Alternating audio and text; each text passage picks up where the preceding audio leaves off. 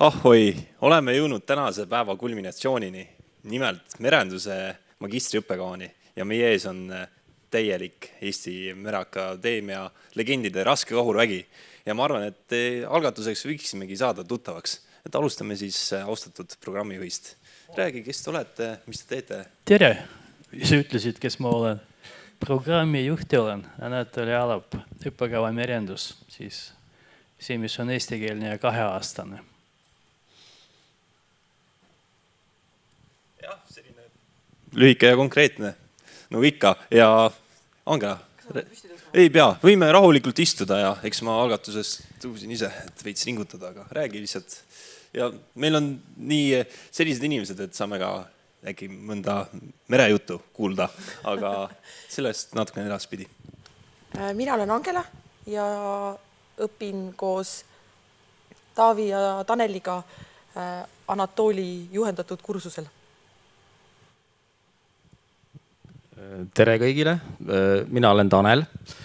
Ma olen siin ilmselt nagu 2 rollis, esmalt vist täna siin nagu üliõpilane, nagu mul siin kaastudengidki, magistrant või kuidas see korrektne oleks öelda. Aga no mul on ka koolis teine roll, et proovin ka merehariduskeskust juhtida ja arendada. Taavi, tohin ma ühe kommentaari teha? Ikka muidugi võib. Kummalisel kombel kõik, kes siin istuvad, on laevajuhid ja veelgi kummalisel kombel mina ka olen kunagi olnud laevajuht. Aga mitte sellepärast, et ainult laevajuhid õpivad merenduses. Lihtsalt nii juhtus, et kõige aktiivsemad ja toredamad inimesed tulid siia kohale ja osutusidki laevajuhtideks. Jah, aga Anatoli, tegelikult sa võidki edasi rääkida, et mis see merendus on, et oleme ainult kuulnud häid ja huvitavaid sõnu selle kohta, et räägi natukene lähemalt õppekavast, mis on selle visioonid, et viimastel aastatel on ju merendusõppekava käinud ka väga uuendusliku teekonna läbi, et milleks on mõeldud ja mis suunaga? Enne kui rääkida uuendusest, ma lähen ajalukku hoopiski. Et õppekava merendus käivitati peaaegu 20 aastat tagasi ja just mina seda tegingi, olin siis Mereakadeemia iseseisva Mereakadeemia õppeprojektor. Ja enne seda ei olnud võimalik üldse magistriõpet rakenduskõrgkoolis käivitada, ei olnud lihtsalt seadust ei lubanud. Ja siis seadus muudeti ja tingimus oli selline, et peate tegema koostööd ülikooliga, sõlmima koostöölepingu ja seda me tegime aastal 2005 ja siis läkski käima see õppekava. Seal oli 3 pääeriala. Laevajuhtimine ja ta on natuke pikemad mehaanikutele ja laevajuhtidele siis oli meretranspordi juhtidele ja hüdrograafidele, praegused veeteede haldamine. Ja nii 20 aastat on ta siiski vastu pidanud ja ma arvan, et peab ka edasi vastu, aga muutunud muidugi on väga oluliselt see õppekava.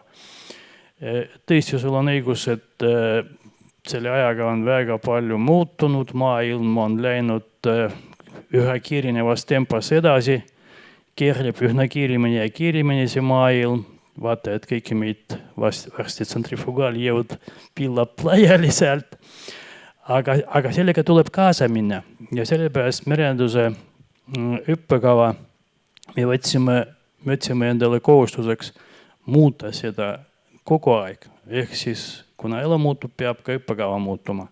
Ja muutuma seda nii, et ta oleks orienteeritud tulevikule. Sellepärast, et tulevik on tume selles mõttes, et me keegi ei tea, mis saab 5 või 7 aasta pärast.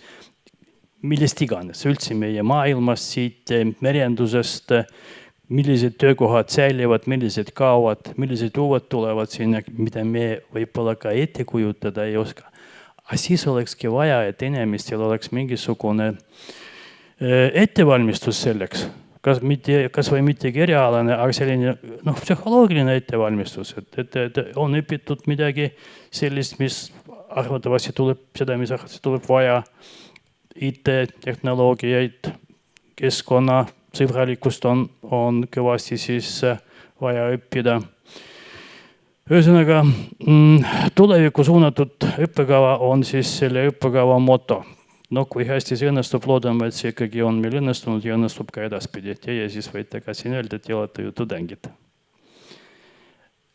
Äkki ma sellega praegu lõpetangi. Ma ei hakka rääkima, millised see ained on ja moodulid. Seda võib igaüks vaadata internetist, kodulehelt ja kust iganes sellise info on olemas. Ja Mereakadeemia leheküljel on kogu vastuvõtu info olemas ja sellised üksikasjalikud kirjeldused ja detailid, kuidas paberit sisse panna. Ja muidugi need, kes siin koha peale tulid, võime kohe lepingu ära sõlmida ja kokku leppida ja järgmine aasta siis näeme. Aga Tanel, kuidas spordimeelik küsides, et kuidas esimene aasta siis möödunud on? Mis on juhtunud, mis on head, mis on halba? Kuidas läinud on? Kuidas läheb? No tegelikult läheb hästi, kuigi peab ütlema, et ütleme nii, et minu selline õppimise vahe, ütleme nii, et täna avastasin äkki, et Mereakadeemia sai lõpetatud 20 aastat tagasi. Et ilmselt tuleb ka väike tähistamine siin nii-öelda kursusekaaslastega teha, aga see selleks, et tegelikult ütleme nii, et kui see vahe on olnud pikk, no muidugi minu selline eluteel on sellist õppimist olnud tegelikult palju, et ega ainult õppimiseks ei vaja koolis käima, et tegelikult õppida saab, on kursused ja oleneb, mis elualaga tegeleda, et tegelikult on seda enese täiendamist vaja suhteliselt palju inimesel läbi või ükskõik mis alal ta on, sest me, nagu Anatol ütleb, et see maailm on nii-öelda planeet pöörleb kiiresti ja ütleme, neid uuendusi on nagu väga palju, nii et selles mõttes on vaja õppimine on selline, ütleme nii, et peab olema selline suhteliselt loomulik osa. Aga siiski selle küsimuse tagasi tulles natuke on tulnud ikkagi ennast nii-öelda selle, ütleme nii, et see buss sõitis kiiresti ikkagi natuke seda jooksutada ennast, et jalad kiiremini käima hakkaksid, sest natuke tuleb uuesti sellist õppida ja harjuda selle tempoga, harjuda, et sul on vähem aega, et sa pead oma aega paremini planeerima, kasutama, vahest ka midagi sellistel hilisematel tundidel tegema, nii et selles mõttes ütleme nii, et pingutust nõudev on ta olnud, aga ütleme nii, et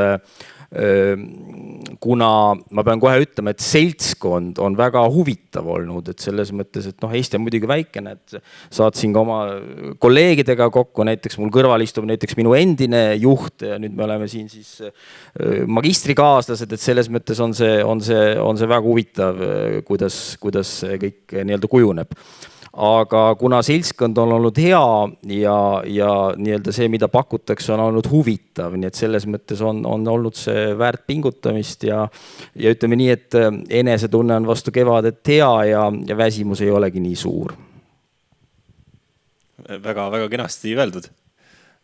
Angela, kuidas on lood sinuga? Et teame, et sul on selline hästi kirev ja suur meresõidu praktikogemus merelt olemas ja kindlasti tood magistrisse iseendaga juba väga palju lisandväärtust, et kuidas on emotsioonid ja tunded?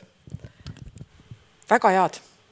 Üle ootuste. Ma ei osanud arvata, et nii äge on, et meil on nii tore kamp. Minu jaoks on see aasta läinud väga ruttu, väga lihtsalt. Pean tunnistama erinevalt Tanelist.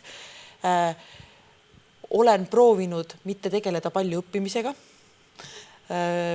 Minu jaoks on kõige tähtsam, mis ma selle esimese aasta jooksul siin saanud olen, uued sõbrad. Tanelit ma teadsin ennem, aga teised kõik, näiteks Taavi. Et merel olles mulle tundus, et Mereakadeemiast tuleb väga harva särasilmseid, nutikaid, tarku tüürimehi ja nüüd ma tulin siia magistratuuri Taavi, Marii, et sõidaks teiega maailma lõppu ja kõigi teistega ka ja minu jaoks on kõige suurem pluss praegu see, et mul on nii äge kursus, nii vahvad inimesed, ained, pean tunnistama, et mõnede ainete koha pealt ma pole üldse targemaks saanud. Ma ei oska öelda, kas ma oleks lootnud rohkem, tõenäoliselt mitte, sest mõnda ainet ma lihtsalt ütleme nii, et ma olen 20 aastat sellega tegelenud. Aga näiteks ma nüüd, ütlen kohe ära, et ei ütle pugemise pärast, aga merendusõigused on selle semestri minu jaoks üks huvitavamaid. Need case'id on nii ägedad ja kuna ma kahjuks ise omal ajal, kui ma Mereakadeemias õppisin, ei saanud neid lahendada, siis see minu jaoks on hästi äge. Aga ikkagi ma jään selle juurde, et kamp on hea. Sellepärast juba tasus tulla. Üks kommentaari. Kommentaar oleks selline, et iga aasta, kui meil tulevad uued sisseastujad, alati ma mõtlen, no paremat juba olla ei saa. Aga siis tuleb järgmine aasta ja tulevad veelgi paremad. Äkki ma jään vanemaks ja siis noored mulle kogu aeg meeldivad rohkem ja rohkem. Aga tegelikult, nagu ütles Angela, väga ägedad on need magistriõpperühmad. Väga toredad inimesed. Mul on rõõm nendega tegeleda, neid õpetada, suhelda. Mitte pugemise pärast. Jah, väga hea. Et see teeb ju kõik südame soojaks, et näete, et need suhted ja võrgustamine on tõesti muutunud nüüd väga lähedaseks ja sellised südant soojendavad vaherepliigid on igapäeva nähtus meie magistriõpingute vältel, et juba sellepärast tasub siia tulla. Aga Anatooli, kui sa oleksid nii lahke, äkki räägiksid natukene, kuidas see sisseastumine käib, et üks asi on see, mis me sealt internetist loeme, aga kas peab mingeid asju esitama või mismoodi see vestlus üldse käib, et kas lähme kohvile, istume maha, räägime natuke elust-olust, et mida ma tegema pean, et saada siia toredasse seltskonda ja õhkkonda. Sa tead, sa küsid vale inimese käest ja siin istub ka õige inimene tegelikult, kes võib paremini vastata. Ma selliseid detaili, sellepärast meil on Kari, kes teab kõike ja sellepärast mul pole vajadust detailidesse laskuda. Aga üldiselt käib see nii, et esitatakse avaldus SAIS-is ja siis SAIS ise ütleb sulle, millal tulla vestlusele, kirjutatakse motivatsioonikiri enne kõike, sinna pannakse üles ja siis seal kohe on kõik ette planeeritud, millal meil on siin vestlus, siis on teine etapp on vestlus juulikuus. See aasta on 8. juuli meie erialal ja saab siis kuni 10 punkti saab teenida nii motivatsioonikirja kui ka vestluse eest ja minimaalne, mis on vaja saada, on 5 punkti. Kõiki saavad 5 punkti, aga ma ei mäleta juhtumit, et kõiki ei saaks veel 5 punkti. Et mitte sellepärast jällegi, et kõik saavad läbi ilma mingi pingutuseta, lihtsalt mõtlesingi, et tulevad toredad inimesed, kes sobivad siia õppima ja tahavad tulla õppima. See tahtmine õppida on siin väga tähtis, sellepärast nagu Tanel siin ka mainis, et ei ole siin väga lihtne, et inimesed tavaliselt töötavad, päeval on tööl, sellepärast kuigi meil on päevane õppe, aga tegelikult ta toimub õhtusel ajal. Päev on selline suhteline ju mõiste, ta võib lõppeda ka kell 12, nii et õppe on ikka päevane. Et see tähendab, et koormus on ikka nagu suurem kui tavalisel inimesel, kes tuleb töölt ja viskab siis jalad siin nagu seina ja vaatab telekat.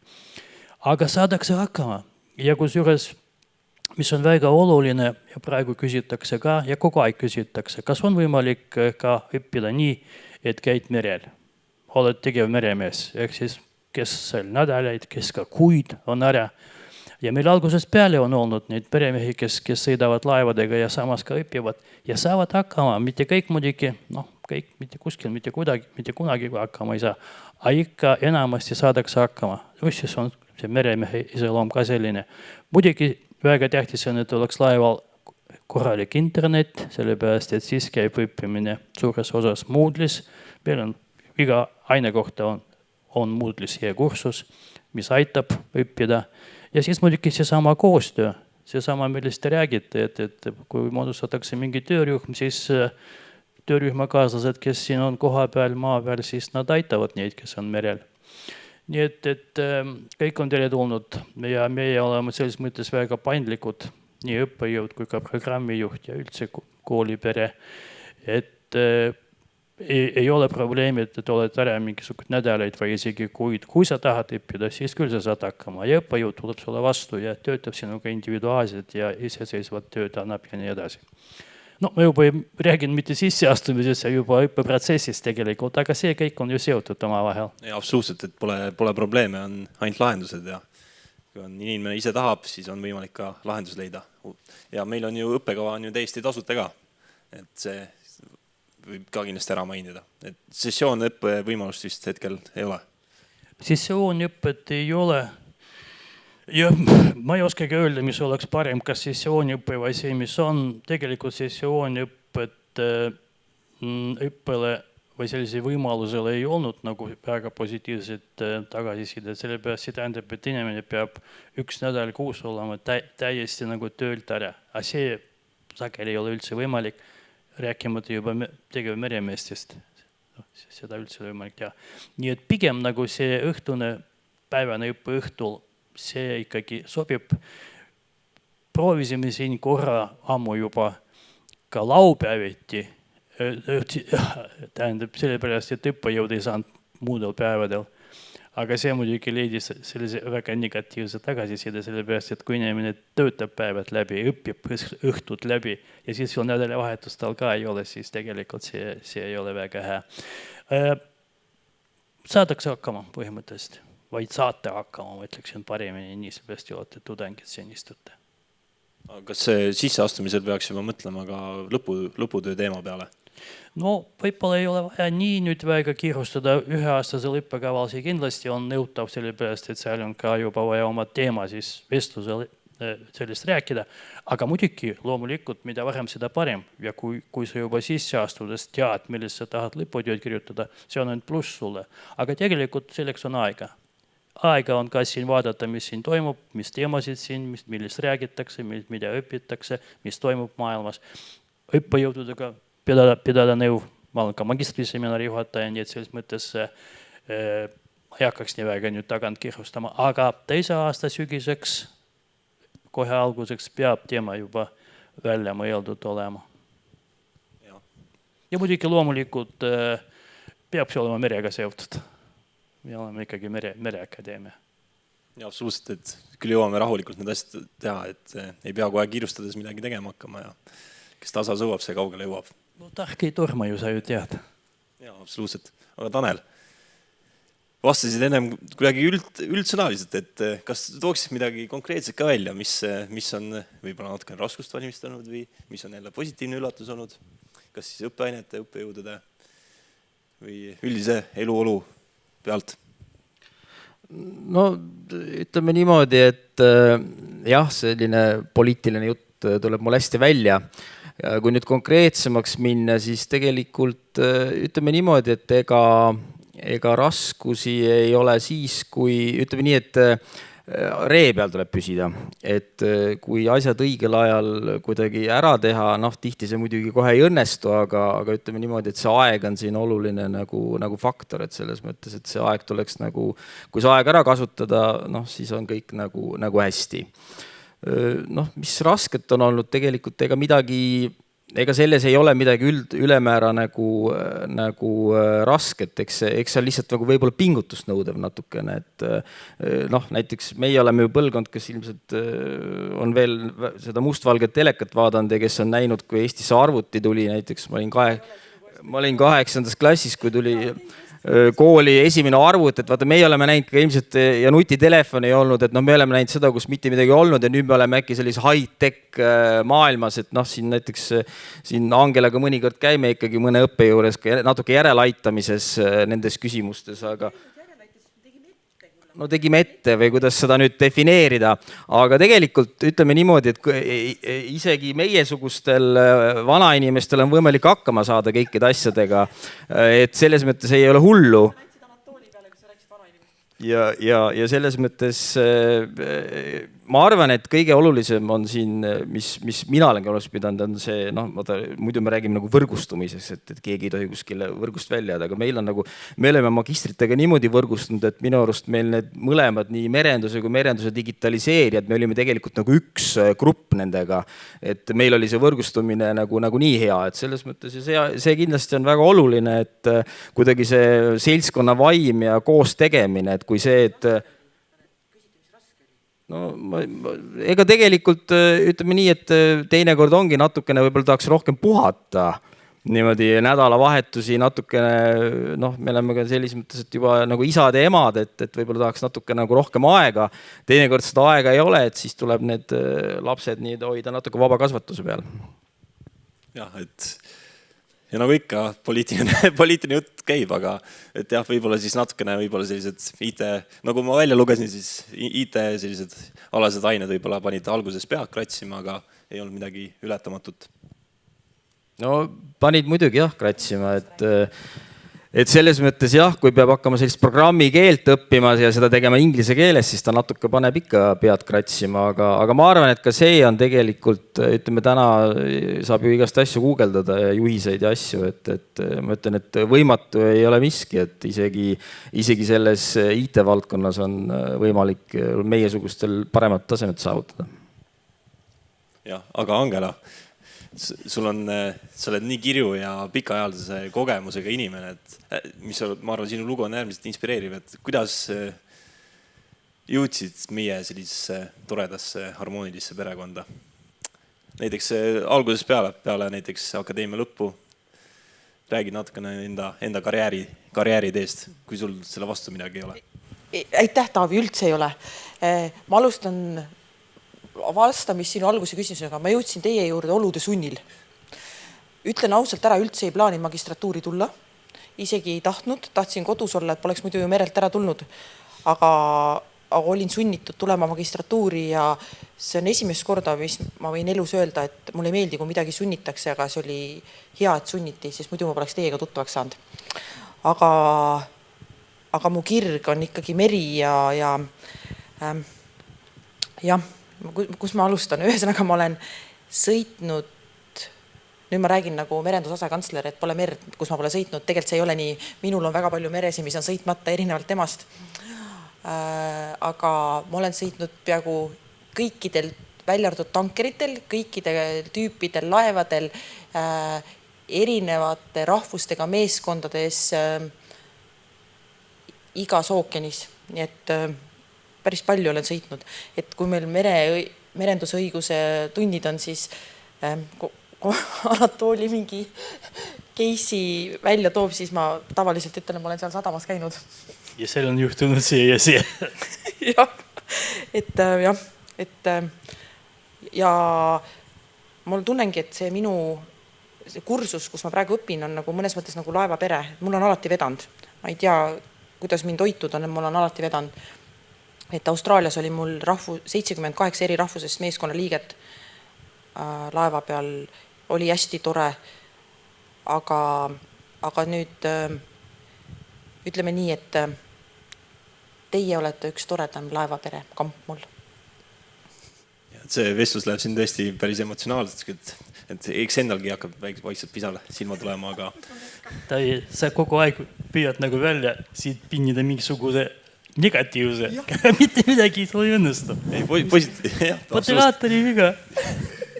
Ei, sest see on nii positiivne aine, või õppeaine, õppekava tähendab, aga Anatooli, aga kas sul on ka siseinfot näiteks meie vilistlaste kohta, kes on merenduse eriala lõpetanud ja on praegu kuskil Eesti merendussektoris näiteks juhtivatel kohtadel või teevad tegusid? Sa tead, kuhu sa kivi ei viska, sa kohe tabad nagu mingisugust meie magistratuuri lõpetajad. Igal pool on neid nüüd maailm on täis. Ministeeriumis, transpordiametis, laevadel, liinidel, kõikides firmades, kuhu ma ei lähe, kuhu ma ei vaata, ikka seal on tuttavad nimed. Nii et selle 20 aastaga ikka, Eesti on väike, nagu siin Tanel õigesti mainis. Sellepärast ma ütleksin, et see tulemus, mis siin inimesed on saavutanud, see on päris hea tulemus. Et siin meil on juba ju väga kõrged ametipostil inimesi ja riigilaevastiku direktor ja ministeeriumis osakonna juhatajad ja nii edasi. Kaptenitest rääkimata, kaptenid meil ka õpivad ja mitte lähevad tagasi ja sõidavadki merd ja firma juhid on ja kõik. Nii et selles mõttes magistriõppe vist neid mitte kuidagi karjääri tegemisest pehmelt öeldes ei takistanud, aga ma ikkagi loodan, et on ka aidanud neid. Ja muidugi see on ka suur pluss meile, sellepärast, et kui mul nagu programmijuhina on vaja mingisugust juhendajat või retsensenti, siis ma ütlen, et ole hea.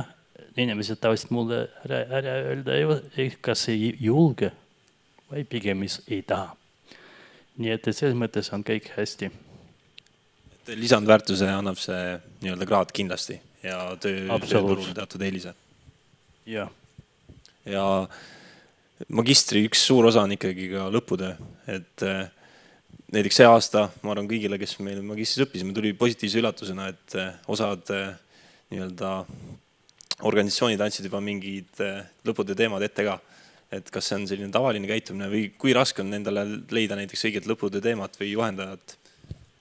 Nüüd ma lähen vastuollu natuke nende organisatsioonidega, sellepärast, et mina räägin kõigile kogu aeg, juba nii palju, kui ma siin või kus iganes õpetan või lõputööd juhendan või magistriseminari. Igaüks peab ise endale leidma lõputöö teema, mis on talle meeltmööda, mis seda kõnetab, mis talle meeldib. Ilma selleta lõputööd kirjutada on igavini piined, et sa ei tea.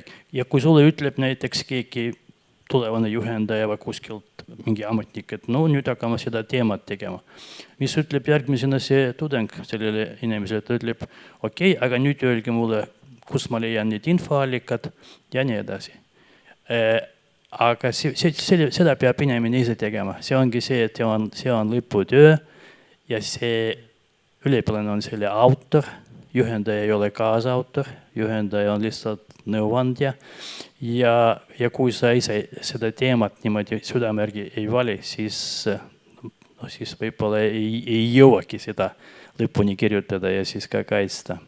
Nii et selles mõttes, muidugi viimastel aastatel on meil siin päris arvukalt neid teemasid pakutud, eriti ministeeriumist näiteks, meremajanduse osakonnast vist, jah.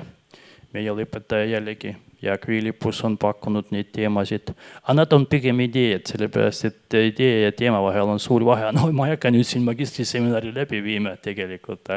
Aga ikkagi, inimesed on ikkagi, nad vaatavad ringi ja küll nad leiavad endale teemad, mis sobivad. Mina olen alati abiks ja juhendajad on alati abiks, et ka aidata sõnastada ja lahti mõtestada ja nii edasi. Aga jah, et siiski sinu küsimusele lõpuks vastates, et üks või teine nüüd see eesmärk on ikka see, et need teemad oleksid vajalikud, et see töö tulemus oleks kellelegi kasulik, firmadele või mis iganes asutustele. Sellepärast, et me oleme rakenduskõrgkool ja meie õppetöö tulemused peavad olema rakenduslikud. Neid peab olema võimalik rakendada kuskil. Ja see tähendab, et tuleb kindlasti teha tihedat koostööd ettevõtjatega ja ettevõtetega ja ikkagi teha nii, et see neile ka oleks meeltmööda ja nad vajaksid seda. Sa nüüd kasutasid selle paneeli ära, et endale natuke selle kohta teadmisi saab. See on kõigile meile kasulik, et siin on ju tulevased potentsiaalsed magistrandid on ju ka ekraani taga, kes sooviksid väga teada saada, mis toimub ja siseinfo ka, et üks asi on, mida me loeme, aga mis tegelikult toimub. Eks seda on huvitav kuulda. Ma loodan, et tulevaste magistrantidel sa pead silmas ka neid, kes seal kuskil selle videomassina taga ootavad. Ja neid tuhandeid ja miljoneid. Paiskub, sellepärast, et siin nagu ma näin rohkem neid, kes meie magistris ei tule õppima kahjuks. Aga ma loodan, et seda näevad ja kuulavad veel inimesed. Ja see peaks tuhandetini jõudma, et kindlasti osad ikka püüdsime võrku ja tegime mingi kõne ära. Ei peleta nii teemale. Aga kas saalis viibjatest, kes teid on ka siin samuti sadu, ilmselt kaamerapilt natukene valetab, aga kas on küsimusi tekkinud? Paistab, et ei ole. Aga mis seal ikka, aga Tanel, mul on siis sulle veel üks tuleviku väljavaatena küsimus. Ütleme nii, et maratonist pool on joostud, pool on ees, koos siis raske lõputööga või siis kerge. Aga mis sa ise arvad, mis võiks olla sellised merendussektori tuleviku väljavaateid ja kuidas praegused õpingud seda võiksid toetada või aidata arendada? No ma olen kuidagi suhteliselt juba sellises eas, et ma juba naudin hetkes elamist, et ega ma väga palju ette ei mõtle, ütleme ausalt, aga muidugi mõningad asjad nõuavad väikest planeerimist ja ettemõtlemist. Et ma tegelikult ei kavanda väga nagu pikalt, et ütleme niimoodi, et ma olen pigem nagu enda elus ka, kui ma olen nagu nii-öelda, kui ma teen mingisuguse muutuse, siis ma teen juba sellise 180 kraadi, et siis ma juba nagu lähen täiesti, hüppan pea ees täiesti mingisse uude keskkonda.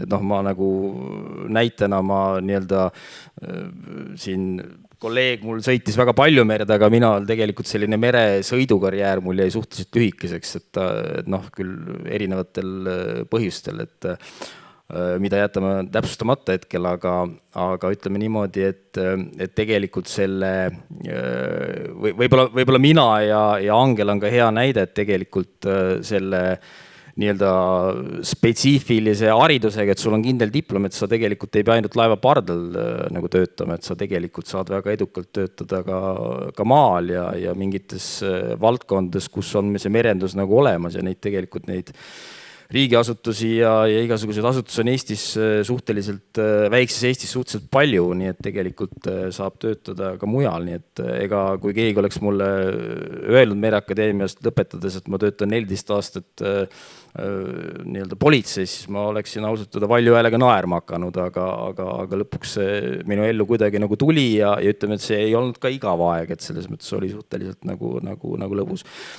Täna kuidagi, eks võib-olla minu praegune periood on nüüd selline, et eks ma annan hea meelega midagi tagasi või selles mõttes, et eks ma olen sellises eas, kus sa tahad natuke ka nii-öelda juba tagasi anda, et muidugi ma ei ole veel muldvana, aga et natukene nii-öelda oma kogemusega nii-öelda aidata natukene ja panustada ka nii-öelda uute meremeeste koolitamisse ja õpetamisse Eestis.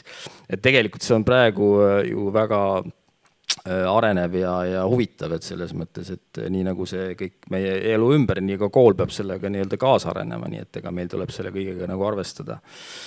Aga ma usun, et ma ikkagi sellise, kuna mulle selline juhtimine on väga meeltmööda, et eks ma ikka lähen sellega nii-öelda edasi, aga ma ei oska praegu selliseid sulle nii-öelda kindlaid kohti, mida ma nüüd nii-öelda võiksin valmis vaadata nüüd nii-öelda praegu pakkuda, aga ma arvan küll, et ma ikkagi tegelen nii-öelda juhtimisega edasi.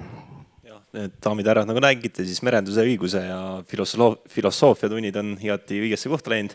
Aga Angela, mis sa arvad, et kas praegused õpingud võivad kunagi näiteks toetada arusaamist näiteks automatiseerimisest, AI-st, et kas see, mis sinu arvates on näiteks järgmise 10 aasta merenduse perspektiiv? No ma kõigepealt, Taavi, vabandust, ma ütlen kohe ära, mina Taneliga tundub ikkagi ühest põlvkonnast ei ole, sest Tanel on muldvana, minul on veel pensionili, Tanel erinevalt sinust päris kaua aega, mina olen sinuga võrreldes noor, ma ikkagi tunnen. Kindlasti, ma arvan 10 aasta pärast merel, täna on just Anatooli aines, teeme kohe esitluse massist, et 10 aasta pärast, ma arvan, on merel autonoomseid mehitamata laevu väga palju, meremehi on merel aina vähem, et isegi praegu, ma arvan, on päris raske leida väga head töökohta, 10 aasta pärast on meremeestel seda kindlasti veel palju raskem, sa pead olema väga hea. Keskmine või keskpärane või alla selle meremees, ma arvan, üldse merel ei saa 10 aasta pärast. Ja tõenäoliselt, kui sa oled 10 aasta pärast merel, siis Tanel, just need ained, mis sulle muret tegid, IT, digitaliseerimine, Python, need on, ma arvan, kõige rohkem vajalikud, kui on poolautomatiseeritud või täitsa autonoomsed laevad. Et ma arvan, et 10 aasta pärast merel päris põnev. Või siis teine variant, et kõik laevad sõidavad täitsa ise, igaüks teeb, mida tahab ja upu ja päästmine on upu ja enda asi. Meie õnneks hakkame 10 aasta pärast enam vanaduspensionile sättima. Ja tegelikult ega nad, Angela ja Tanel, nii vanad ka nüüd ei ole, tegelikult on väga noored inimesed, hinges veel nooremad, et eks siin on pikad mereteed veel ees. Aga nagu kuuldud, siis merenduse magistriõpingud kindlasti aitavad paremini lahti mõtestada neid tuleviku väljavaateid. Ja tulevikus kindlasti on selliste teadmistega inimestel tööturul ka, ma arvan, konkurentsieeliski vähemalt, et otsitakse kedagi. Vaatamata sellele, kui sa pensionär Tanel oled, sa saad tulevikus tööd. Ja, aga siin laevakellad juba helisevad, et peame vist müügikõne ja liftikõne lukku ära lööma, et lõpetuseks võime öelda midagi midagi positiivset või miks siis tulla merendust õppima? Alustame austatud programmijuhist. Mõtlen võib-olla lühidalt jätkates Sangela juttu ja natuke oponeerides, et ma ei usu, et nüüd meremehed hakkavad ilma tööd tegema. Muidugi nad peavad pingutama rohkem, selles on sul õigus, et neid uusi teadmisi ei ole nii kerge omandada, aga isesõitvad laevad võivad ise sõita, aga kaugel nad ise ära küll kuhugi ei sõida. Et inimesi ikka on vaja kas või sellekski, et neid laevu ohjeldada, nagu sa ütled, et vähem, aga paremaid ja tees mõttes küll. Nüüd kogu aeg räägitakse, et merel on puudu ohvitseri. Ongi hea. Jah. Et selles mõttes õppimine on ikka kuld tuleviku mõttes. Mina arvan ka, et õppida tasub ja et leiad toredaid sõpru. Tulge Mereakadeemia magistratuuri. Angela ütles siis, et õppida tasub ja tulge kindlasti Mereakadeemia magistratuuri, kus näete ja kohtate väga toredaid inimesi. Ja paistab, et Tanel on diplomaatiline puutumatus ja vaikimine ju tähendab ka nõusolekut. Aga suur aitäh, teeme väikse aplausi ka.